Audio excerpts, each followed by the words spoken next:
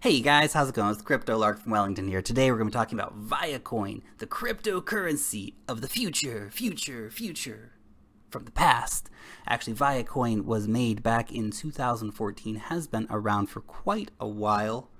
Back in the day when a $1 million market cap was something noteworthy. Now, before we get into talking about what ViaCoin does, where it's going, what the community is like, what the competition is like, we have to give a quick shout out to everybody who has been hitting that like button. And of course, a big shout out to the cryptocurrency community. If you want to be in the community, make sure you subscribe to the channel. And of course, that is for the old subscribers. Thank you very much. And if you're new to the channel, welcome very much to the channel. And of course, this is not professional financial advice, guys. Just a dude talking about cryptocurrencies. Let's check out ViaCoin and see what they're trying to do.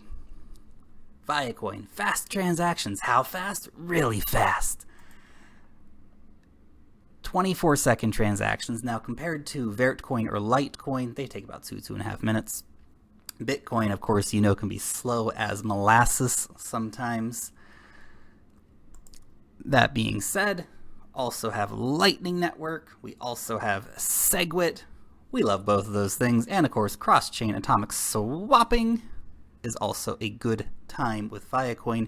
They also have a blockchain notarization process, which we're going to talk about in a few minutes. Now, one other thing that's very important to mention too is the super low transaction fees. We all know that Bitcoin can be horrendously expensive to move from point A to point B from time to time. Litecoin is very cheap at about 15 cents for an average transaction. But if you compare that to ViaCoin, which is 0.001 cents, it's a pretty big difference. So that is a huge advantage of ViaCoin. Fast transactions, but also really low fees. This is their 2017 roadmap. They have accomplished almost everything they wanted to in 2017. There is a 2018 roadmap coming very soon, so it's not like they've stopped doing things. They're still working very diligently, the team. The only two things that are not complete yet: hardware wallet support. Now, we do have support with our good buddy Ledger Nano S. You can store your ViaCoin over there on the Ledger wallets. Trezor still under work. And of course, this is interesting. This is Styx. Styx, they are making unlinkable anonymous atomic payments for ViaCoin. That's really interesting. Great privacy feature moving forward for ViaCoin. Of course, we are seeing privacy features being added to all kinds of different cryptocurrencies. Ethereum has just added a privacy feature. Charlie Lee is talking about bringing a privacy feature for Litecoin, and ViaCoin as well has added privacy features too. So it's coming for ViaCoin. Now, the community is quite robust. They have been around for a long time. As mentioned, 18,500 followers over here on Twitter. The Reddit is very active as well. That is important. That is one of the reasons why ViaCoin is doing so well. A lot of really active people in the community. People out there talking about their project, getting people interested in their project. That is really important in any cryptocurrency project. Some news updates from the guys over at ViaCoin. We have got Merkleized abstract syntax trees. Cool. Masked, or essentially, they're going to be having smart contracts on the ViaCoin blockchain.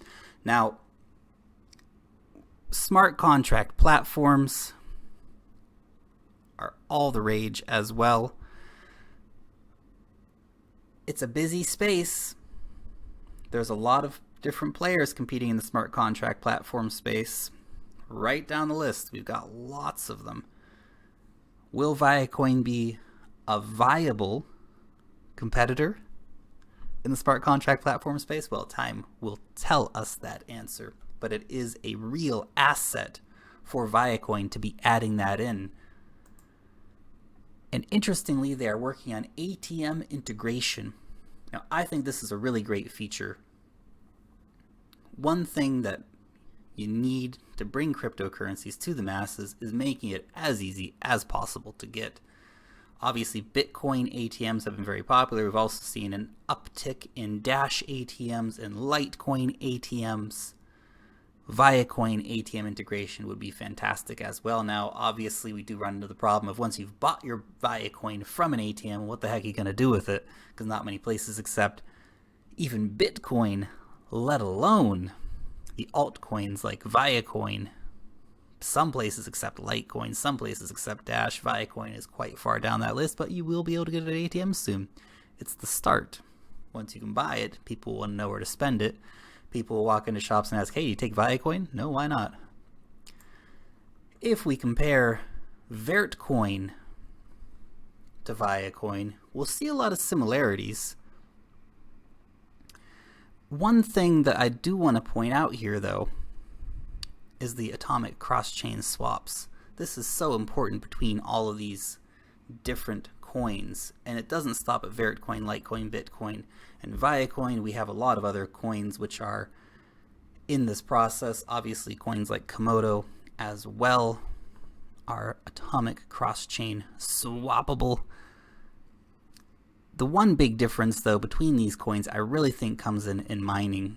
Now, VertCoin is focused on decentralized mining, essentially GPU-only mining. No ASICs allowed for VertCoin.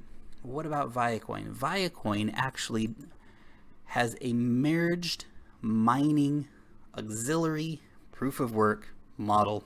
Essentially, they are notarizing the script network. So, working on top of Litecoin primarily, although it would work with any script coin, for example, Verge, but largely they're working on top of Litecoin, notarizing the Litecoin blockchain in lieu of actually doing that heavy mining themselves.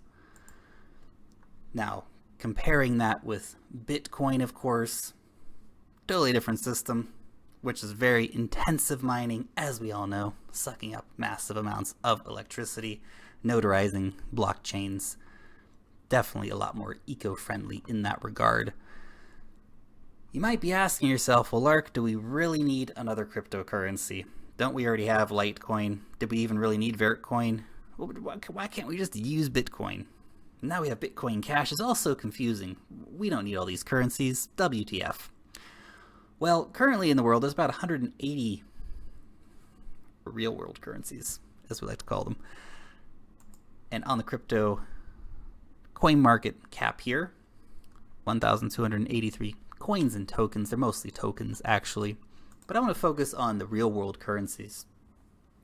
Because if you think there's 180 official currencies, we're not actually talking about small currencies that are used by communities. This is actually on the rise globally, where small communities are using their own currencies, making their own currencies.